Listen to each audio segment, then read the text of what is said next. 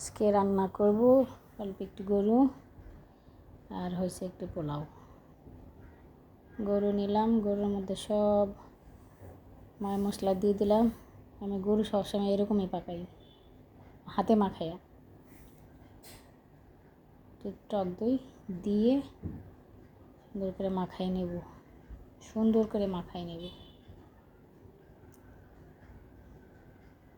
এখন বসাই দিলাম থেকে, আলু দিছিলাম সঙ্গে দিয়ে, ঝোল দিয়ে কষায় ঝোল দিয়ে দিছি। তারপর রান্না করবো পোলাও, একটু পোলাও।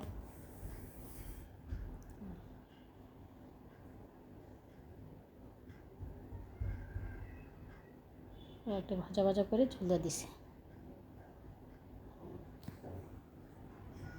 মাংস হয়ে গেছে, এই যে পোলাও লাস্টের দেখায় নেই।